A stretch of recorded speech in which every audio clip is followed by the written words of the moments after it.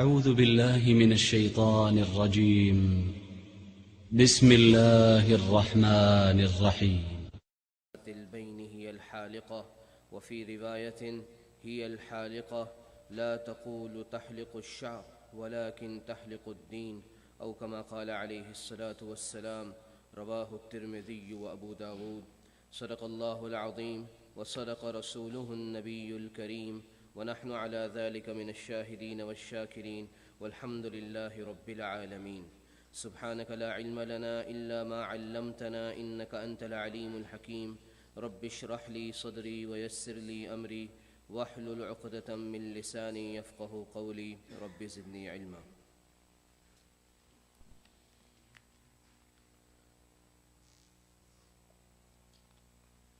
Respected elders, brothers and sisters in Islam, it's a great blessing of Allah subhanahu wa ta'ala upon all of us that He made us human beings, the best of all the creations. Allah could have made us from the animals in the jungles, from the fishes in the oceans, from the birds in the sky, or any one of the thousands of creations of Allah subhanahu wa ta'ala. But without asking, without filing a request, Allah subhanahu wa ta'ala made us in the best of all the forms and shapes. For this we should be thankful to Allah. Another great blessing of Allah subhanahu wa ta'ala upon all of us sitting here, or most of us sitting here. He gave us this kalima, La ilaha illallah Muhammadur Rasulullah, in the lap of our mothers, without any sacrifice, without any request. There are many people in the world, hundreds of people in every minute, they die and they are transferred in the hereafter. They begin a new life, and majority of them are transferred in the hereafter without believing in Allah and without believing in His Rasul sallallahu alayhi wasallam. And this is our belief, that if a person dies in this state, he is unsuccessful in the sight of Allah subhanahu wa ta'ala. Likewise, hundreds of babies are born in every minute in different corners of the world. Majority of them are born in non-Muslim houses. Allah knows best how long they're going to live without this ni'mat and blessing of Islam. For this we should be thankful to Allah subhanahu wa ta'ala. Once a Sahabi radiallahu an, after the demise of Rasulullah sallallahu alayhi wasallam, was sitting, and his students, whom we call the tabi'een rahimahullah, the generation following the generation of Sahaba radiallahu anhum, they were sitting with him. A passerby was passing, and when he saw that Sahabi radiallahu anh, he said, how blessed are those eyes who saw Rasulullah sallallahu alayhi wasallam, and how blessed are you that you got a chance to sit in the gathering and the majlis of Rasulullah sallallahu alayhi wasallam. I wish that I would have also got this chance. When he said these words, the Sahabi became furious. He became angry. The tabi'een sitting beside him, they were amazed that he has not said anything but goodness. So why is this Sahabi angry? And he became furious, and the signs of anger came on his face. So the Sahabi radiallahu anhum, I'm not taking the name of the Sahabi because I can't recall exactly the name. He addressed that passerby and he said, how do you wish to be in a time when Allah subhanahu wa ta'ala made you absent from there?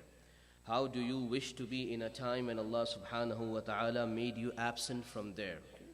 You should thank Allah subhanahu wa ta'ala that you were born in a Muslim house. You were born under Muslim parents, and Allah gave you no choice but to believe in Allah and His Rasul sallallahu alayhi wa sallam.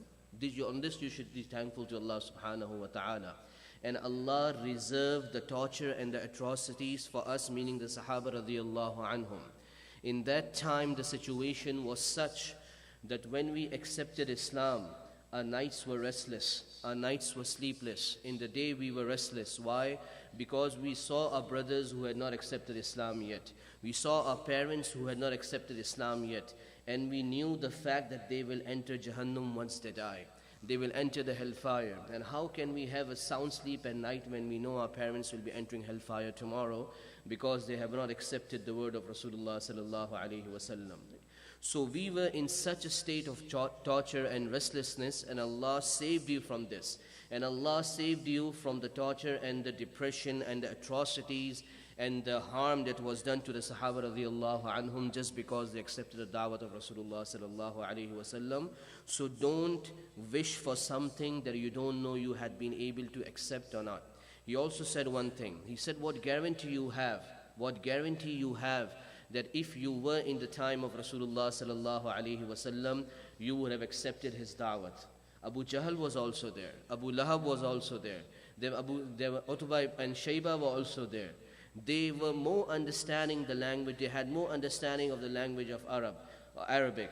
They were more near to Rasulullah sallallahu alaihi wasallam, knew his entire life from birth, but still they did not accept his words. So what guarantee you had that you would have accepted Islam also? Maybe you would have thrown in hellfire headlong, like Abu Jahl was thrown in the fire headlong. So my respected elders and brothers, for the purpose of mentioning this is, we sometimes underestimate this blessing. We sometimes don't realize how huge this blessing of Allah is upon us, that Allah has given us this kalima, la ilaha illallah Muhammadur Rasulullah, in the lap of our mothers. We should be thankful to Allah subhanahu wa ta'ala for this.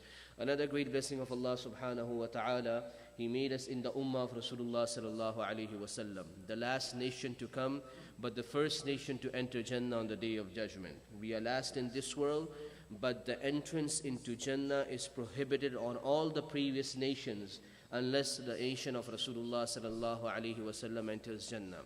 For this also we should be thankful to Allah subhanahu wa ta'ala.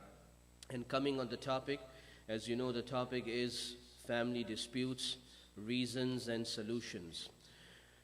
Now, we all live in this world. We all have relationships. We are either brothers or sisters or spouses or parents. And there are many different relationships also. We have uncles, we have aunts, and we have distant relatives, we have nearby relatives. Whenever a person is living in such a situation that he has relationships, he has to fulfill the rights of the people, disputes arise. Nobody can say that I have no dispute with anyone, I never had a dispute in the past. We all have disagreement. We are all of a different nature. We are all of a different mizaj. So disagreements occur. Animosities develop. Grudges enter our heart. These things are by default in us. But Allah subhanahu wa ta'ala and His Rasul sallallahu alayhi wa sallam, their teachings tell us we should suppress these desires. We should control them. They have given us the diseases, the social evils of the society also. The Quran elaborates on it. The ahadith of Rasulullah sallallahu alayhi wa sallam elaborate on this. And they have also given us the cures and remedies of this also. The topic was not made up by myself. This is what the ulama, the scholars have written in the books, and they have pinpointed different factors and reasons. Somebody has mentioned 6, somebody has mentioned 9 reasons because of which usually there is disagreements and animosities and grudges and quarrels and fighting among communities, among family members and among societies. Okay. Inshallah, we'll try to elaborate and discuss and share. It's a reminder for me also, it's a reminder for you also. We'll try to cover one point or one factor in every gathering, inshallah. So the hadith that I recited in front of you is the hadith mentioned by Imam Abu Dawood rahimahullah, Imam Tirmidhi rahimahullah in their books. Abu Darda radiyallahu an is the narrator. The Rasulullah sallallahu alayhi wa sallam said, ألا أخبركم بأفضل من درجة الصيام بأفضل من درجة الصيام والصلاة. More or less meaning in English, he asked a question from the Sahaba radiyallahu anhum. Should I not inform you of an action, of an amal that is more rewarding in ranks, in daraja, as compared to salah, prayer, and as compared to fasting, siyam? आप सल्लल्लाहु अलैहि वसल्लम ने सहाबा रज़ियल्लाहु अन्हुम से सवाल किया, मैं क्या तुम्हें ऐसी चीज़ ना बताऊं जो दर्जे के एतबार से नमाज से भी ज़्यादा ऊंची है और रोज़े से भी ज़्यादा ऊंची है? Sahaba radiyallahu anhum replied, Bala, certainly, O Rasulullah sallallahu alayhi wa sallam, tell us. So Rasulullah sallallahu alayhi wa sallam replied, Islahu zatil bayn, trying to diffuse the tensions, doing the effort to diffuse the disagreements, to finish the disagreements among two Muslims. Two Muslims don't talk with each other. They fight with each other. They don't want to see each other's face. But you are doing an effort, going to each other one by one and trying to diffuse the tension so they can come together, so they can come near, so they can hug each other, so they can once again start their conversation. This amal is more rewarding in the sight of Allah subhanahu wa ta'ala as compared to salah and as compared to fasting. साहब रज़ियल्लाहु अन्हुम से जब ये सवाल किया गया तो फरमाया, बेशक अल्लाह के रसूल सल्लल्लाहु अलैहि वसल्लम, आप ज़रूर बताइए हमें वो कौन सा ऐसा अमल है जो सवाब के एतबार से नमाज और रोज़े से भी ऊंचा है। रसूलुल्लाह सल्लल्लाहु अलैहि वसल्लम ने जवाब दिया कि आपस के इख्तिलाफात को ख़त्म करना, आपस की नाचाकियों को ख़त्म करना, आपस की कजियाँ और नफ़रतें जो दिल में पैदा हो जाएं उसको दूर करने की कोशिश करना। और आगे फरमाया व फ़सादु ज़ातिल बैनि हियल हालिक़ा, एक दूसरे के दरमियान लड़ाई पैदा करना या एक कोई ऐसा अमल कर देना जिसके ज़रिए से दो लोगों के दरमियान इख्तिलाफ़ पैदा हो जाए। हियल हालिक़ा, ये मूंडने वाली है। मैं इसकी तशरीह में जाऊँगा, ये मूंडने वाली है। Rasulullah sallallahu alaihi wasallam added another sentence after this to try to diffuse the tensions among two people, and then he said something contrary to this, something totally on the flip side, something totally opposite. وَفَسَادُ ذَاتِ الْبَيْنِ هِيَ الْحَالِقَةِ, to develop animosity, to develop tension, to become a source of disagreement between two people, this is a shaver. This is something that totally shaves. What does it mean? It is a shaver. In another narration, Rasulullah sallallahu alaihi wasallam replied, said, "He al-haliqa, it is a shaver. La aqulu tahliqu ash-sha'r, I do not say that it will shave the hair of your head. I do not say that it will shave the hair of your head. Walakin tahliqu ad-deen, this will shave your entire deen. This will shave your entire religion, meaning this will destroy and damage your entire deen and your entire religion." आप सल्लल्लाहु अलैहि वसल्लम ने फरमाया ये मूंडने वाली है। दूसरी रिवायत में इसकी तशरीह की कि ये मूंडने वाली है। मैं ये नहीं कहता कि सर के बालों को ये मसला आपस का इख्तिलाफ मूंड देगा, बल्कि तुम्हारे पूरे दीन को बर्बाद कर देगा। So this tells us the gravity and intensity of this action. If there is tension, if there is disagreement, two people are not talking with each other, they have animosities and grudges in their heart against each other, this is such grave and severe in the sight of Allah subhanahu wa ta'ala. And on the opposite side, on the flip side, if we do an effort to diffuse the tension between two Muslim brothers and sisters, then this is something so huge in the sight of Allah that it goes beyond the ranks of salah and the ranks of fasting. Now the question arises, this amal of diffusing the tension and trying to bring two brothers and sisters near each other, is it more rewarding than farz salah, fajr salah we just prayed? Is it more rewarding than obligatory fasting? So the reply, the muhaddiseen, the theologians tell us no. What has been mentioned in this hadith of Rasulullah sallallahu alaihi wasallam is that this is more rewarding than optional salah. Nothing can come in parallel to the obligatory salah. Nothing can come in parallel to the obligatory fast. But a person is fasting the whole day, optional nafil fast, and he is praying, doing nawafil and tahajjud in the darkness of the night, entire night, half of the night, most part of the night, 1/3 of the night. This is on one side, and on the other side a person spends half an hour, goes to one brother, tries to make him understand, goes to the other brother, spends another half hour, try to make him understand, spends an hour or so. This is more rewarding in the sight of Allah subhanahu wa ta'ala as compared to a whole night of praying nafil salah and a whole day of fasting optional salah. सवाल ये उठता है कि हमने अभी मिसाल के तौर पे फजर की नमाज़ पढ़ी, किसी दो अफराद के दरमियान मसले को हल करना, उनके टेंशन को दूर करना, उनकी नफ़रतों को दूर करके दोनों को मिला देना, क्या ये फ़र्ज़ नमाज से भी ज़्यादा अफजल है? हदीस से तो ये महसूस हो रहा है। क्या ये फ़र्ज़ रोज़े से भी ज़्यादा अफजल है?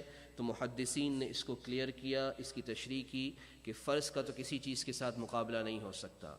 नफिल नमाज पढ़ना रात को जाग के या नफिल रोज़ा रखना दिन में, उसके मुकाबले में एक शख्स ये मेहनत करता है कि ये दो भाई आपस में जुड़ जाएं, तो अगरचे घंटा 1.5 घंटा उसकी ये मेहनत में लगता है, और दूसरी तरफ एक शख्स पूरी रात नफली नमाज पढ़ता है, पूरा दिन नफली रोज़े रखता है, लेकिन इसका ये अमल इख्तिलाफ दूर करने का अल्लाह की निगाह में ज़्यादा अफजल है और ज़्यादा सवाब वाला है। So as the first step, we understand the value of this action, this amal in the sight of Allah subhanahu wa ta'ala, diffusing the disputes, trying to finish the disputes, trying to finish the disagreements. Disagreements would always be there, my respected elders and brothers. Disagreements would always be there. There are no two people in the entire world and the entire population of 7 billion that their fingerprints match with each other. There are no two examples in the world. So if fingerprints don't match, if the fingerprints of spouses also don't match, if the fingerprints of father and the children don't even match, how can the mizaj and the nature of each other match with each other? How can the mizaj be the same? The mizaj has to be different. The nature has to be different. The mizaj of a husband and wife cannot be 100% alike. There are differences, that's why there are problems. Okay? But problems are there. Rasulullah sallallahu alaihi wasallam has given us the solutions for this, the remedies for these through his ahadith. Moving forward, a person is on the, I haven't started the reason yet, I'm just elaborating on this amal itself. A person is on the right path. एक आदमी हकदार है, ये उसका हक है, लेकिन लड़ाई से बचने के लिए वो हक को छोड़ देता है कि हंगामा नहीं हो, मैं पीछे हट जाता हूँ, अल्लाह मुझे दे देगा। हदीस में आता है कि जो शख्स जो है वो हक पर हो लेकिन लड़ाई से बचने के लिए वो पीछे हो जाए, अल्लाह पाक उसको जन्नत के दरमियान में महल देंगे। A person is on the right path. It is his right. His right is usurped. The opposite person has snatched his right, and he can go to the court and claim his right. He has the evidences also, but he wants to avoid tension. He wants to avoid animosities and grudges among two families. He wants to bring two families together. He leaves his right. He walks away from the situation. For the sake of Allah subhanahu wa ta'ala, the hadith of Rasulullah sallallahu alayhi wasallam tells us, because of him leaving his rightful right and claim, Allah subhanahu wa ta'ala will grant him a palace right in the midst of Jannah, right in the middle of Jannah. There are certain locations in the cities where we live that this area or this district has more taxes, or this is better, or the property or value of the property is better because so and so reasons. So likewise, this is a huge honor that a person is getting a palace in the middle of Jannah, right in the midst of Jannah. So this is the reward. On the flip side, on the contrary, the famous hadith of Rasulullah sallallahu alaihi wasallam, if two Muslims meet each other with swords in their hands, in other words, guns in their hands, and they are there to kill each other, فَالْقَاتِلُ وَالْمَقْتُولُ كِلَاهُمَا فِي النَّارِ, the person who kills and the person who is killed, both will enter hellfire on the day of judgment. If two Muslims come opposite each other with swords or with weapons to kill each other, the person who kills and the person who is being killed, both will enter Jahannam. The Sahaba radiallahu anhum replied, the person who kills, it is understood, it is his fault, he should enter Jahannam. But why the person who is being killed? He is Mazlum, he is the oppressed one, he should not enter hellfire. Rasulullah sallallahu alaihi wasallam replied, Kana harisun ala qatli sahibi, he was also greedy that he should kill his counterpart. If this person would have not got the chance, the second person would have killed the first person. तो आप सल्लल्लाहु अलैहि वसल्लम ने फरमाया, जब दो मुसलमान तलवार लेकर आपस में खड़े होते हैं, एक दूसरे को कत्ल करता है तो कातिल भी जहन्नुम में जाएगा, मकतूल भी जहन्नुम में जाएगा। सहाबा रज़ियल्लाहु अन्हुम ने पूछा कि अल्लाह के रसूल सल्लल्लाहु अलैहि वसल्लम, कातिल का जाना समझ में आता है, मकतूल तो मजलूम है, वो क्यों जहन्नुम में जाए? आप सल्लल्लाहु अलैहि वसल्लम ने फरमाया क्योंकि वो भी हरीस था, उसकी भी ये चाहत थी, उसकी भी ये लालच थी कि मैं सामने वाले को मार दूँ। अगर पहला वाला ना जीतता, उसका वार करामत ना होता, तो दूसरा वाला वार करके पहले को मार देता। तो जो कि दोनों कत्ल के इरादे से आए थे, इसलिए दोनों जहन्नम के अंदर जाएंगे। So on one side, such huge is this amal. On the opposite side, such severe and grave is this sin in the sight of Allah subhanahu wa ta'ala. It comes in the hadith of Muslim. Rasulullah sallallahu alaihi wasallam mentioned to the Sahaba radiyallahu anhum that in the previous nations there was a trader, a businessman.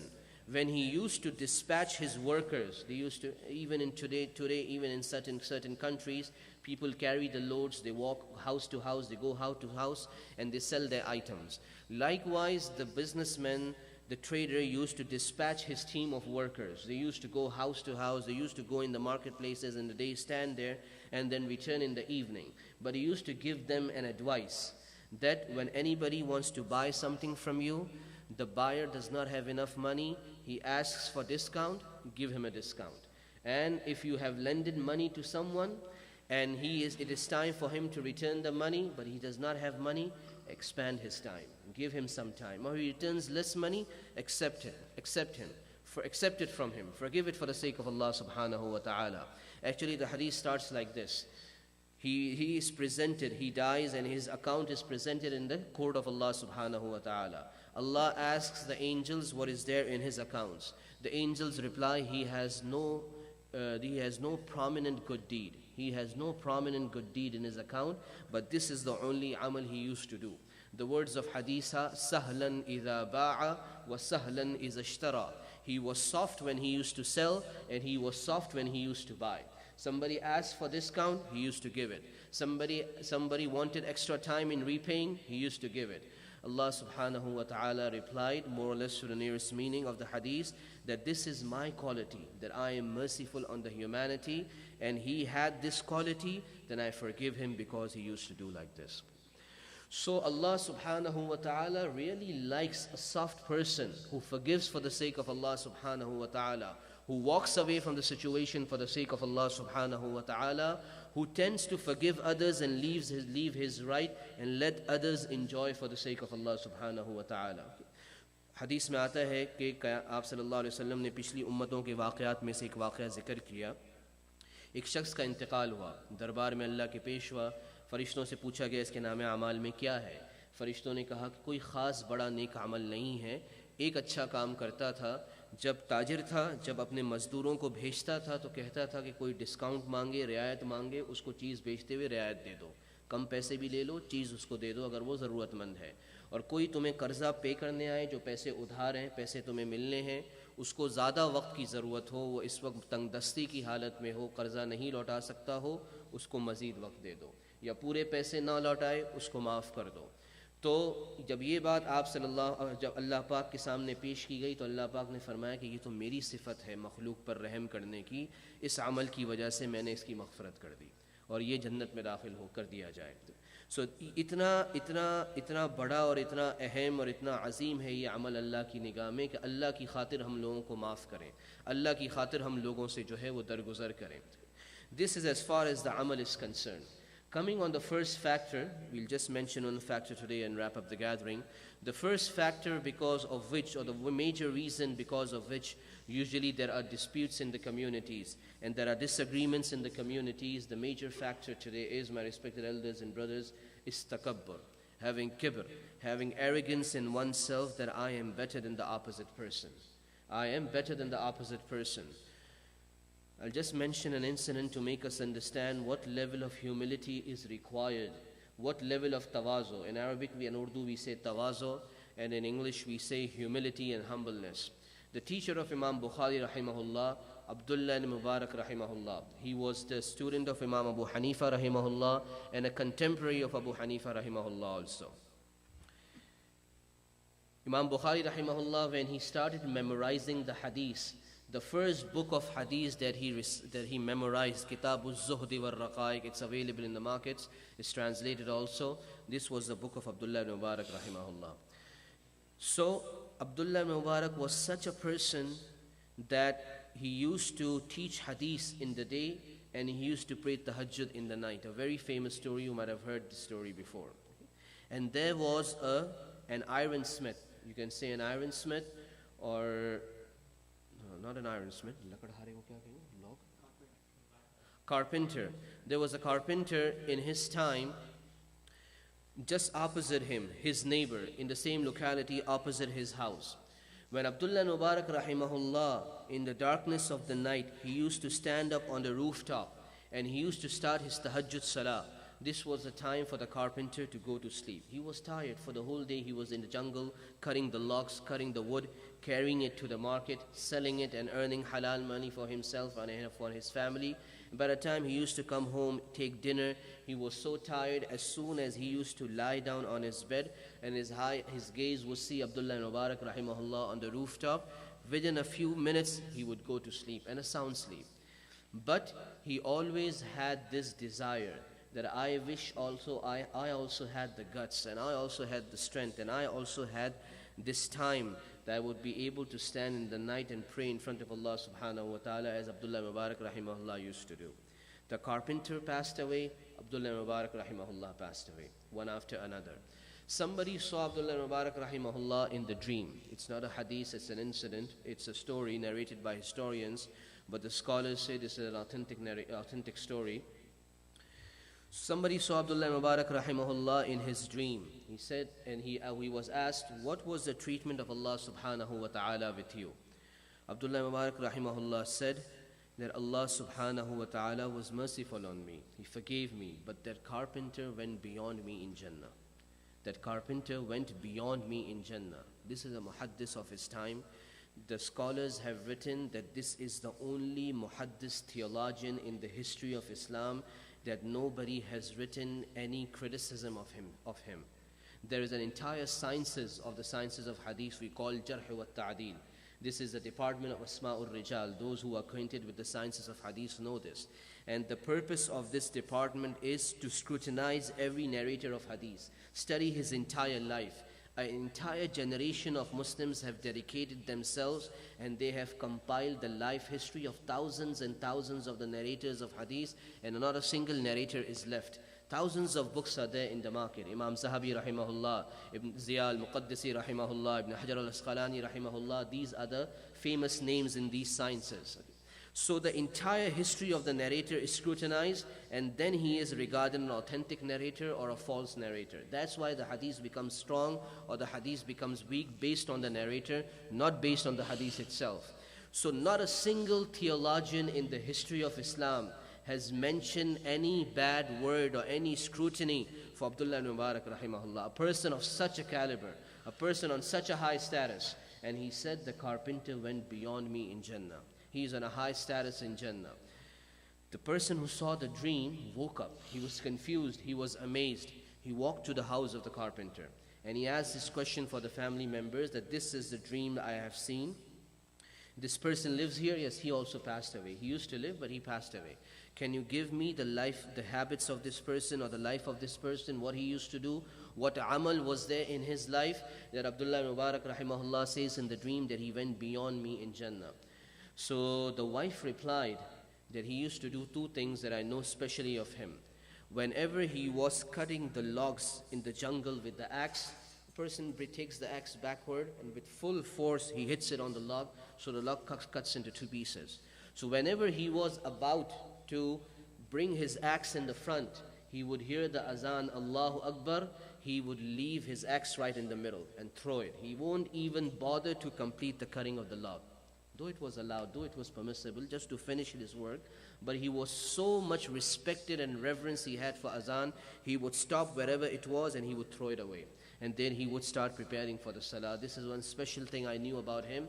And the special thing was, another special thing was, whenever he used to lie on the bed, he used to share this feeling with me that I wish I also had the time and the strength like Abdullah Mubarak rahimahullah, so I could have also prayed tahajjud in front of Allah subhanahu wa ta'ala.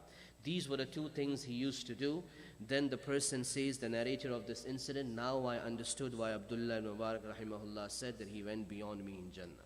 So my respected elders and brothers, I do not know of my status. You do not know of your status. We are not sure what is our status in the sight of Allah subhanahu wa ta'ala. We cannot claim that we are more pious than the opposite person. We are more favorable in the sight of Allah subhanahu wa ta'ala as compared to the opposite person. We should really be careful. So this is the level of humility and humbleness that is required. So the major reason for disagreements today is we have arrogance. We have made this concept in our mind that when I walk in the gathering, people should stand for me. People should come to me and say salam because I am something. Nobody stands up, we feel bad, or nobody has given me the respect. This is something we have made up the rights in ourselves. This is not something that people should do for us. I'm just giving you examples to make me and you understand. Likewise, when this happens, we deserve a certain level of respect. We have made this mindset, and when people don't give us respect, then this is where the animosity starts. This is where the grudges begin. He has not given me the respect. He did not accept my opinion in the council when mashwara was being done. He should have accepted my opinion. My opinion was the best. One of the etiquettes of doing shura, one of the etiquettes of doing mashwara, whether for religious reasons or whether for worldly reasons, is that a person should not give his opinion with the intention that his opinion should be accepted. He should give the opinion with the intention that I consider to the best of my knowledge that this is the most beneficial opinion. This should be the intention, that based on my knowledge, this is the most beneficial opinion for the cause. But this should not be the intention that my opinion should be accepted. Then we feel bad कि तुमने मेरी राय के ऊपर जो है वो फैसला नहीं किया. मशवरे के अंदर जब आदमी राय दे तो उसकी नीयत ये होनी चाहिए. ये हदीस में आता है, मशवरे के आदाब में से है कि मैं ये जो राय दे रहा हूँ मेरी सोच और मेरे इल्म और तजर्बे के एतबार से ये सबसे बेहतरीन राय है इस मकसद के लिए जिसके लिए हम मशवरे के लिए बैठे हैं। इस मकसद से राय नहीं देनी चाहिए कि ये राय कबूल हो जाए और जब कबूल ना हो तो फिर हम नाराज़ हों कि भाई हमारी राय तो कबूल नहीं हो रही है, फिर हम अपना ये जहन, असल में मसला सारा यहाँ से उठता है। हमने अपने लिए एक मकाम बना लिया है कि लोग हमें उठ के सलाम करें, लोग हमसे अच्छी तरह मिलें और लोग हमारी ज़रूरत को पूरा करें, और इससे ज़रा कमी होती है, लोग इज़्ज़त हमें नहीं देते जो हमने अपने लिए ख़ुद अपने जहन में बना ली है, तो फिर वहाँ से मसले शुरू होते हैं। भाई ये आदमी ठीक नहीं है, इसने मेरे साथ अच्छा मामला नहीं किया, इसने मेरी इज़्ज़त अफजाई नहीं की, इसने मेरी राय के मुताबिक जो है फ़ैसला नहीं किया, यहाँ से सारे मसाइल जो है वो शुरू होते हैं। So we should develop humility and humbleness in ourselves that we are nothing.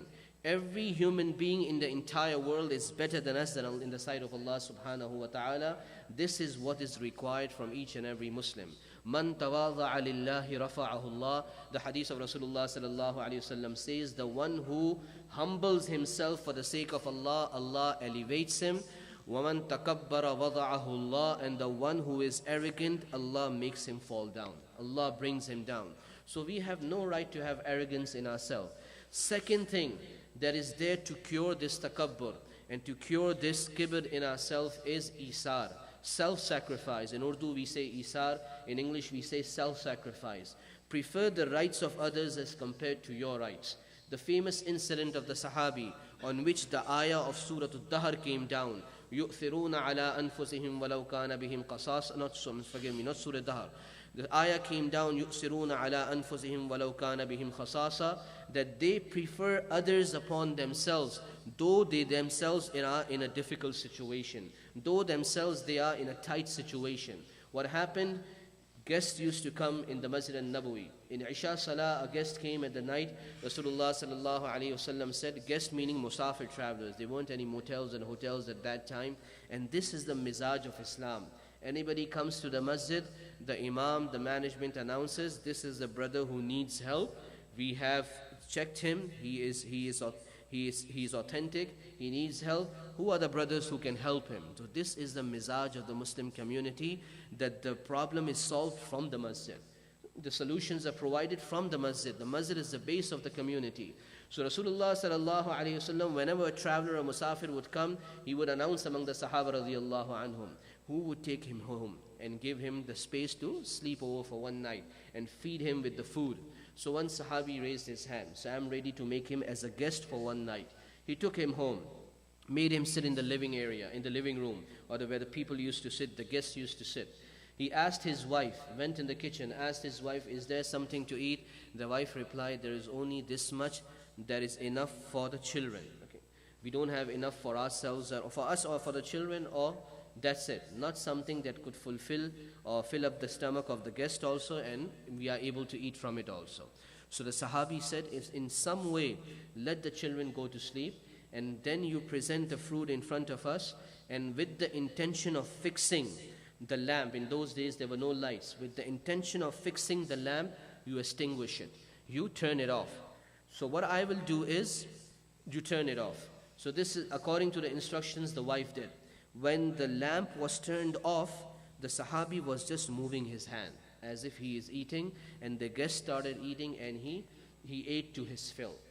This is how they spend their night in hunger, and the children also spend the night in hunger. On the morning when he went in Fajr Salah to Rasulullah sallallahu alaihi wasallam, Rasulullah sallallahu alaihi wasallam said, Allah was really pleased with your amal of last night, and Allah has sent down this ayah. Sahabi Sahaba radiyallahu anhu का ये मिजाज था. आप सल्लल्लाहु अलैहि वसल्लम ने उम्मत की इस तरह तरबियत की कि जब कोई मसला आता है, मस्जिद में आता है, मस्जिद से उसका हल जो है वो प्रोवाइड किया जाता है. मुसाफिर आते थे, होटल उस ज़माने में नहीं होते थे, तो आप सल्लल्लाहु अलैहि वसल्लम पूछते थे कि भाई कौन है जो इसको ले जाएगा, एक वक्त का खाना खिलाएगा और इसको रात को सोने की जगह देगा. इसी तरीके से एक मुसाफिर आए, आप सल्लल्लाहु अलैहि वसल्लम ने ऐलान फरमाया, सहाबी ने हाथ उठा लिया कि मैं इनको एक रात का मेहमान बनाने के लिए तैयार हूँ.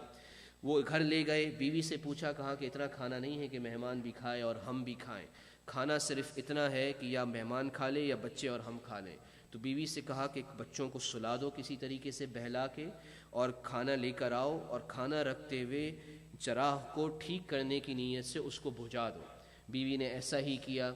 जब खाना सामने रख दिया गया, चराग बुझ गया, तो मेज़बान ने सिर्फ हाथ हिलाना शुरू किया, गोया कि वो खाना खा रहा है, और मेहमान ने खाया यहाँ तक के पेट भर के खा लिया, और मेज़बान ने, उसकी बीवी ने और बच्चों ने भूखे रात गुजारी।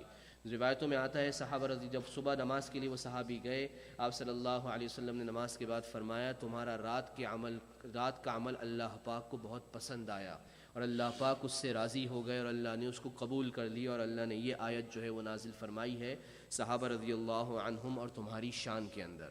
सो कहने का मकसद ये है कि ईसार, अपने हुकूक को दबाना और दूसरों के हुकूक को अदा करना, suppress our own rights, leave our own rights for a short while and fulfill the rights of others. Allah subhanahu wa ta'ala will take care of our rights. This is the promise of Allah subhanahu wa ta'ala. So two things for today.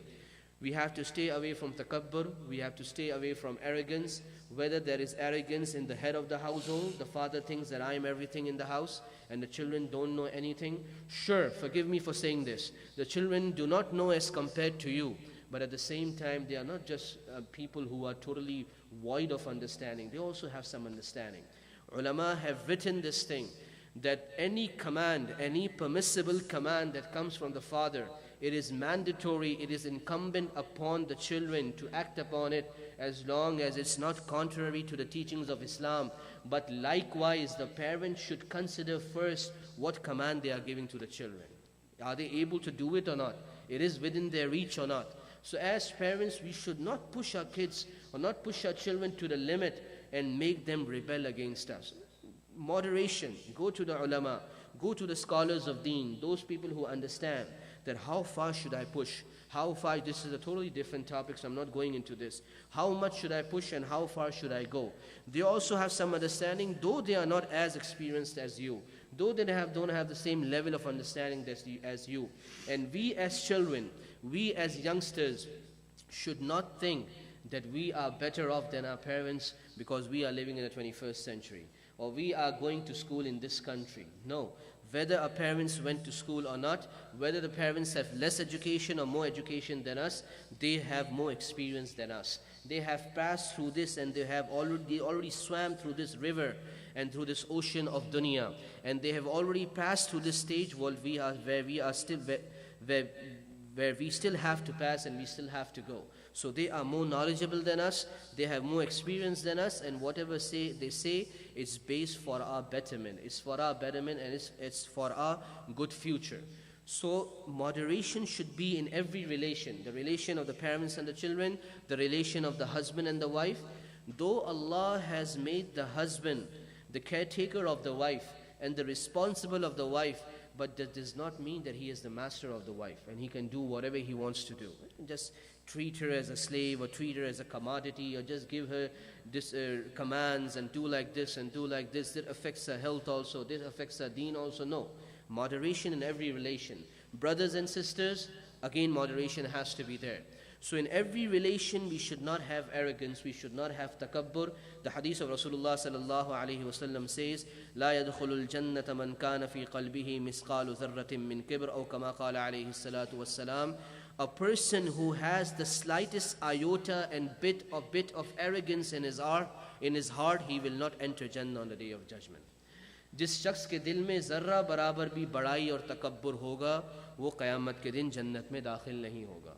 So through our actions and through our conversation and through our words, we should refrain from showing arrogance and practicing arrogance also. One is to have this intention to cleanse ourselves from this disease. And second is to ask strength through dua from Allah subhanahu wa ta'ala, that Allah save us from this disease. Develop humility in ourselves, grant us humbleness, and at the same time try to fulfill the rights of others. Whenever a person leaves his right for the sake of others, always Allah grants him the reward in this world also and the hereafter also. We finish at this for today. Whatever was said and heard, may Allah subhanahu wa ta'ala give me and you the understanding of this. Ameen. Subhanallah wa bihamdik, subhanakallahumma wa bihamdik, nashhadu an la ilaha illa anta nastaghfiruka wa natubu ilayk.